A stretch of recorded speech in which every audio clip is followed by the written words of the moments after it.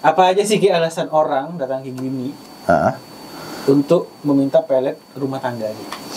Nah, jadi banyak orang yang datang untuk meminta solusi pelet dalam masalah rumah tangganya itu biasanya karena suaminya itu selingkuh, suaminya itu pelit, sibuk dengan hobi, sibuk dengan HP gitu, terus udah nggak cinta lagi, udah nggak perhatian seperti awal-awal pernikahan ataupun pacaran. Banyak alasannya, jadi bisa jadi dia mungkin punya istri muda ataupun udah terbagi lah, udah nggak ada rasa nyaman di rumah lagi. Itu dalam kasus yang minta peletnya suami, Istri. Ya, bahkan sebaliknya seperti itu juga. Ada mungkin dari faktor ekonomi yang ngebuat si istri ini berubah secara secara perhatian, secara apa, mungkin ada trauma-trauma juga yang dialami sang istri ini yang ngebuat berubah sifatnya. Mungkin dari kekerasan rumah tangga, kekerasan dari mulai pukul ataupun verbal, itu yang membuat dia trauma sama laki-laki ini. Terus ada juga yang pernah selingkuh, tidak bisa dimaafkan sama istri ini, yang ngebuat yang si suami ini melet si istrinya lagi. Oke. Gitu. Kalau misalnya dalam konsep konspirasi energi nih, ya kan? Itu kan misalnya yang minta suami nih, ya, untuk mengambil kembali hati istrinya nih, ya kan? Ada nggak dampak energi negatif ini ke anak? Karena kan itu masih di dalam area rumah tangga kan. Suami yang minta, mungkin nggak efeknya ke anak juga? Kalau untuk efek ke anak sih nggak ada, tapi lebih ke arah ke mental si istrinya ini yang atau pasangannya ini. Itu lebih kayak memprioritaskan pasangannya jadinya. Akhirnya di peran sang pasangan ini yang memelet itu ada edukasi yang kita kasih di saat konsultasi. Makanya ada inilah konseling itu dibutuhkan juga untuk bagaimana treatment menjaga rumah tangga. Terus kesadarannya selayaknya dia laki-laki, suami, dia harus seperti apa. Di situ di saat konsultasi kita berikan edukasi di situ. Jadi udah komplit lah di konsultasi itu sebenarnya. Jadi kan gini nih, sebagai orang yang sudah berumah tangga kayak gini, udah berumah tangga nih, ya kan? Kadang pasti ada sih kayak misalnya keributan rumah tangga tuh kayak tiba-tiba kayak misalnya gini lagi ribut sama istrinya, terus ada pemikiran yang kayak mungkin kayak ya udahlah, gue nggak mau lanjutin lagi sama dia nih. Tapi pada suatu hari suaminya ini minta pisah, ya kan? Ternyata setelah dipikir-pikir lagi, kayaknya yang ngerti nyesal. Ya ada penyesalan. Ada penyesalan. Kayaknya yang ngerti gue emang bini gue nih. Gitu. Tapi setelah diperbaiki, dibantu pakai pelet rumah tangga, ternyata emang harusnya pisah. Ini udah nggak bisa diperbaiki. Iya, udah nggak bisa diperbaiki. Nah, makanya di saat konsultasi itu kan ada sesi di mana bertafakur itu lebih kayak mengkoreksi, bermenung untuk mengoreksi kesalahan-kesalahan. Kalau nggak semuanya langsung gua arahin, oh ini pakai pelet selesai nih gitu.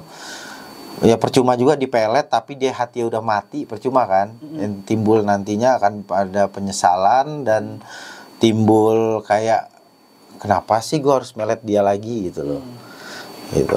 Jadi lebih ke arahnya itu lebih baik di konsultasi itu kita pecahin dulu nih, beneran atau enggak. Kalau udah bulat, alasannya itu tepat, itu boleh, mending gak usah pakai pelet, mending pisah gitu kan. Tetapi kalau misalkan dari sekelilingnya masih mendukung, ada anak di situ, terus juga ada pertimbangan, cuman masalah perhatian kayak bisa didiskusikan dengan baik, gitu. Itu nggak perlu pakai pelet pun bisa gitu loh. Terus kesadarannya kita bangkitkan lagi, kesadaran dari si suami ini tadi. Lu alasannya kenapa mau minta pisah dan kuat untuk berpisah? Oh, karena dia nggak menarik lagi nih, karena dia nggak perhatian lagi sama gua. Oh, karena dia nggak ibaratnya nggak nyaman lagi, gue udah nggak nyaman lagi di rumah itu, selalu ribut, masalah sedikit ribut gitu, kecuali masalah ekonomi itu yang sulit ya. Itu yang harus kita pecahkan. Berarti di saat konsultasi bukan masalah rumah tangganya, masalah perekonomiannya, itu yang kita perbaiki. Nah, jadi di sesi konsultasi itu udah lengkap sebenarnya, dari masalah ekonomi, masalah rumah tangga, itu semuanya kita perbaiki semua, kita cari solusinya sehingga solusi ini bisa bermanfaat untuk si orang yang konsultasi. Gitu. Jadi kalau misalkan masalahnya itu cuman cekcok itu kayaknya gampang banget. Kita bakal bertanya tentang di awalnya. Dulu awal waktu pacaran gimana? Apakah udah cekcok? Apakah udah kompleks seperti sekarang? Apakah semuanya baik-baik aja? Nah, ini kan solusinya beda-beda nih. Kalau misalkan udah memang ribut, dari awalnya ribut, nggak cocok, berarti memang harus kedua-duanya datang untuk konsul. Gitu. Makanya ada kayak konsultasi pernikahan. Nah, itu dibutuhkan untuk orang-orang yang bermasalah sama rumah tangga. Nah, kalau yang untuk memakai jasa pelet itu biasanya untuk pasangan-pasangan yang sudah ke arah selingkuh, udah ke arah ibaratnya punya kayak istri pil will gitulah. Mereka punya pria idaman lain, wanita idaman lain, itu harus menggunakan pelet. Oke. Nah, untuk ritual pelet rumah tangga ini, kalau misalnya kayak yang gua tahu kan, kalau misalnya untuk yang belum berumah tangga, itu kan syaratnya kayak ada pakaian bekas dipakai dia, bekas keringat dia, atau bagian dari tubuhnya kayak rambut, kuku. Nah, kalau misalnya yang rumah tangga ini syaratnya sama gitu? Sama, jadi kayak pelet itu kan harus menggunakan rambut ataupun kuku untuk mengikat lebih untuk jangka permanen lah, jangka panjangnya. Nah, sebenarnya pelet sendiri itu nggak perlu pakai kuku rambut aja, itu udah bisa. Tetapi nggak bisa mengikat kuat. Makanya terkadang orang banyak nih permasalahannya, problemnya itu kayak, Ki, saya nggak punya kuku sama rambutnya gimana? Yang penting data semuanya mencukupi dulu. Data apa sih? Iya, kayak nama, foto yang jelas, yang banyak, terus kayak tanggal lahir, terus nama ayah kandung. Nah, ini dibutuhkan untuk proses awal. Gitu. Jadi kuku sama rambut itu hanya untuk mengikat si target ini, nantinya bisa disusulkan. Kalau ada kasus yang kayak cuma tahu nama sama tanggal lahir doang? Bisa. Masih bisa. Bisa. Yang penting masih ada foto. Kayak foto, misal dia cuma foto sama nama, itu masih bisa. Ya kan, kalau foto nggak mungkin nggak punya ya. Terus ada history juga. Sebelumnya mereka pernah pacaran, pernah nikah, itu bisa. Minimal kenal ya? Iya. Udah ada menjalin hubungan ataupun memang udah kenal dekat kayak teman-temanan gitu. Itu masih bisa. Gimana sih caranya Ki Geni bisa mempertahankan data privasi klien nih? Privasi data klien. Karena kan ini kan masalah rumah tangga banget nih, kan? Terus kalau mungkin nggak masalah ini bisa bocor ke orang lain? Nah, kalau untuk itu enggak, karena memang kayak di testimoni sendiri itu pun kita samarkan nomornya itu dia paling 4 angka di belakang atau 4 angka di tengah gitu. Oke. Jadi kita nggak ambil semuanya. Terus juga nggak, emang bermainnya itu kan nggak pakai yang disiramin di depan rumah. Jadi emang terima beres saat orang meminta sesuatu hajat kayak pelet, itu mereka hanya terima beres. Jadi nggak ada yang dilakukan, dia harus ngambil rambutnya, harus apa gitu, harus ditanemin, harus diminumin, itu nggak perlu. Makanya lebih simpel dan memang instan sih. Nah, ini agak sensitif sedikit nih, tapi tanpa menyinggung agama manapun. Kalau misalnya si target ini rajin beribadah gitu, ya kan? Dia rajin beribadah, pokoknya ibadahnya bagus dah. Betul. Pokoknya. Cuman dalam masalah rumah tangga ini, bisa taruhlah si suaminya sebenarnya nggak ngapa-ngapain, nggak aneh juga, cuman bisa jadi faktor stres kerja, betul, bisa jadi kecapean segala macam. Cuman istrinya yang posesif ini berpikiran bahwa mungkin suami gue punya wanita idaman lain di luar nih. Iya. Timbul gimana sih cara deteksinya bahwa itu tuh memang misalnya di pelet, sedangkan suaminya rajin beribadah, kira-kira kena nggak? Kalau untuk masalah ibadah sendiri itu kan urusan dia sama Tuhannya. Nah, jadi sihir itu tidak memandang orang yang ibadah atau enggak, tetapi frekuensi keimanannya itu stabil. Nah, itu agak sulit untuk diterobos. Jadi kalau kita udah tahu dianya ada, kan fase orang saat tidur kan, itu kan kalau dia selalu menjaga kebersihan atau kesuciannya di saat dia tidur, itu agak sulit. Iya. Nah, terus nih orang istiqomah lah dalam agamanya gitu kan, itu agak sulit. Tetapi di saat orang ini masih sewajar-wajarnya aja ya masih bisa ditembus. Apalagi karakter-karakter orang yang gampang disihir guna-guna itu kan salah satunya itu kayak orang yang mungkin gampang emosi, mudah tersinggung. Dia tidak bisa menjaga kebersihan pikiran, hati, dan pendengarannya. Masalah psikologi ya. Masalah psikologinya itu yang bisa kita hantam terus-menerus. Nah, dan juga terkadang si peminta pelet sendiri itu terkadang udah overthinking duluan. Nah, disitulah butuhnya balik lagi itu tetap konsultasi yang paling utama. Kita ngelihat dulu nih, orang ini benar-benar dia playing victim, ataukah memang dia benar-benar butuh bantuan dari segi jasa pelet tadi. Nah itu Ki, masalah playing victim itu kan Ki. Jadi gini, yang bikin keributan itu misalnya istrinya nih, ya kan. Terus suatu hari itu suaminya bukan jenuh nih, suaminya bukan lari ke emang lagi capek aja, emang dingin aja, emang dingin. Nah, malas ngeladenin lah. Iya. Gitu. Nah, terus dia bikin keributan istrinya, tapi istrinya datang kayak gini. Ini kayak gini nih Ki, suami gue nih udah berubah nih sejak gini-gini. Kayak gini gimana nyikapinnya Ki? Sebenarnya di kita itu ada ini Wan, jadi kayak konsultasi masalah rumah tangga itu diperbaiki. Kan di dalam psikologi juga emang faktor overthinking itu paling banyak lah ibarat dibilang. Yang manusia itu tenggelam ataupun larut dalam pemikiran dia yang terlalu dalam. Akhirnya dia tuh kayak punya pemikiran yang aneh-aneh, seperti orang yang memang terintimidasi, tersakiti, dan yang paling dizolimi. Yang akhirnya tuh otak itu udah kemana-mana. Di situ di konsultasi ini kita perbaiki semuanya, dan kita lihat dulu masalahnya. Ternyata suami lu baik-baik aja nih, cuma ngerasa jenuh. Kenapa dia diam? Karena lu nggak asik lagi. Rumah tangga itu kan kalau asik, terus saling mengisi satu sama lain, saling menghibur, saling ibaratnya bisa dapat kliknya.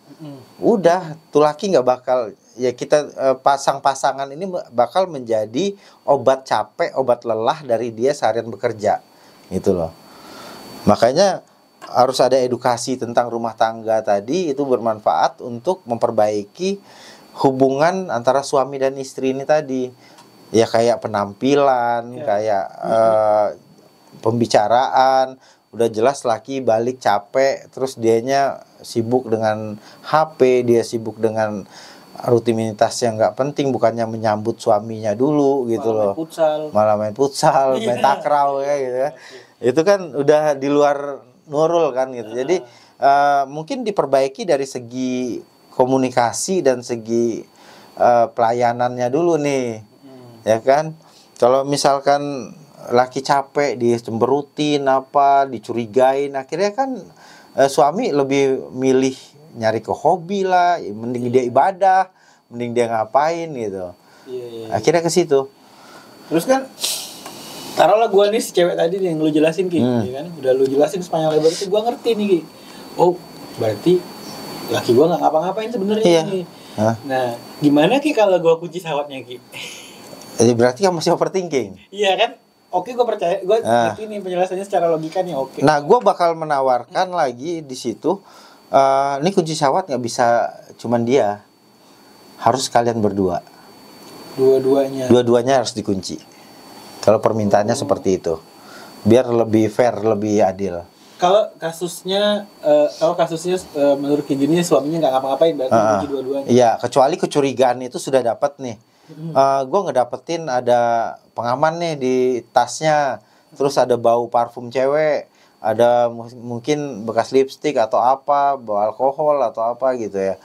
Nah itu bisa dibilang ini ada indikasi ke arah sana. Dan di saat konsultasi gue pasti menerawang secara batin untuk melihat benar nggak nih suaminya ini nakal ataupun hanya sekedar jenuh. Tapi kalau misalnya emang suaminya yang nakal atau istrinya yang nakal, salah satunya minta, berarti emang harus dikunci satu orang aja ya? Satu orang aja cukup. Dua-duanya ya? Misalnya yang minta ini kita lihat secara batin dia benar. Gitu. Dan memang ada kecurigaan ataupun bukti-bukti yang udah menjelaskan ini benar-benar ada kesalahan nih, udah nggak bener nih gitu loh. Kalau misalnya gini-gini, gue ada pertanyaan yang agak melenceng sedikit sebenarnya. Nah. Ada disebutin itu namanya kodam penjaga. Oke. Iya kan, kodam penjaga. Gimana misalnya suatu hari kayak gini meret orang, terus udah kena, ternyata kodam penjaganya nggak terima, terus dia bisa jadi kesurupan, bisa jadi melawan badannya sendiri atau terus-terusan mimpi buruk gitu. Ada nggak hal-hal kayak gitu? Nah biasanya ada. Jadi orang dengan kodam penjaga itu bukan sebagai penghalang bagi saya. Lebih ke arah ini nanti pasti ada kayak seperti benturan energi yang dia tuh kayak dapat firasat, dia ngedapatin kayak petunjuk-petunjuk, kok gue agak aneh ya gitu. Itu pasti terasa sama dia, tapi itu bukan masalah besar dari sihir guna-guna ataupun pelet ini. Oke. Terus ini lagi nih, balik ke pelet rumah tangga tadi nih. Misalnya nih, dia udah ada seorang suami datang ke gini minta dipeletin istrinya untuk balik ke semula lagi kayak awal-awal waktu baru nikah nih. Ternyata di perjalanan dia minta batalin karena dia ngerasa bersalah menghalangi kebebasan orang lain. Kayak mana menurut pendapat ini? Banyak juga sih hari ini juga ada yang minta di stop gitu loh. Maksudnya udahin deh, bisa dicabut nggak gitu. Karena dia ngerasa udah dapat hidayah, terus ibaratnya target dia udah tercapai dan dia bisa memanage rumah tangganya ini tadi. Kayaknya ini udah aman deh gitu. Bisa nggak minta tolong dicabut peletnya gitu. Itu boleh ya, boleh, malah lebih bagus yang kayak gitu. Jadi lebih natural yang akan terjadi ke depannya untuk hubungan rumah tangganya. Kira-kira untuk orang yang mesen pelet rumah tangga ini apa sih yang sebenarnya diperjuangkan mereka tuh? Cinta, kontrol kan? Atau cuma takut kehilangan aja gitu. Nah jadi kalau orang itu kenapa sih harus pakai pelet, sampai pakai pelet gitu? Itu karena banyak faktor juga, karena takut kehilangan, karena ada alasan anak, ada alasan keluarga juga, keluarga dan nama besar yang dijaga. Terus dia udah disakitin berkali-kali, tapi dia masih cinta dan masih mau bertahan. Ini faktor-faktor dari orang-orang yang meminta pelet gitu. Jadi dia tuh masih cinta sebenarnya, tetapi dia tuh pengen si target pasangannya ini itu menjadi seperti apa yang dia mau. Terkadang kita konsultasi dulu nih, kenapa jadi hal yang kayak gini gitu loh. Kenapa? Itu pasti cari jalan keluarnya yang baik. Terus ada tuntunan kayak treatmentnya juga buat mereka ke depannya harus seperti apa. Dan menuju rumah tangga sakinah mawaddah warahmah yang saling mengerti, saling memahami dan saling mengisi satu sama lain. Jadi akhirnya tuh gue pada kesimpulan gini, mungkin nggak baik pelet yang biasa, baik pelet rumah tangga, baik pelet sesama jenis itu tuh akhirnya tuh ngerusak takdir atau karma kedua belah pihak gitu. Kalau dibilang ngerusak sih pasti ngerusak ya. Cuman tujuan akhirnya mau dibawa kemana? Bisa jadi emang takdirnya kayak gitu ya. Dalam catatannya udah kayak gitu, bisa jadi juga ya. Tidak bisa untuk bercerita tentang takdir ataupun nasib ya di sini. Karena memang dibilang dilarang, tapi kalau untuk menuju kebaikan ya gua anggap semuanya baik-baik aja. Jadi untuk merubah ini menjadi sebuah kebaikan dengan treatment di konsultasi itulah yang akan membuat semuanya jadi baik.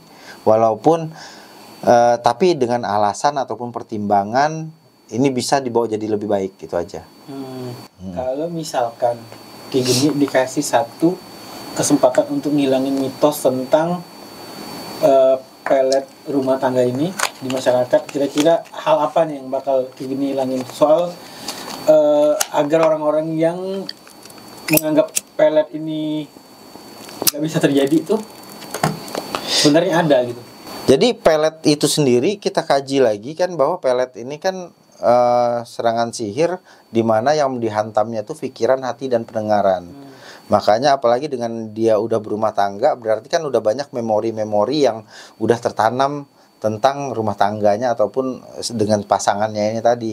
Itulah yang kita bangkitkan dengan pelet ini untuk membangkitkan nuansa-nuansa apa ataupun feel yang tentang kebahagiaannya mereka. Terus dibuat seperti ya sama seperti programmer yang mereka itu membuat program di dalam pikiran manusia ini agar si target ini bisa menjadi seperti apa yang dia mau dari bantuan kecanggihan dari jinnya tadi.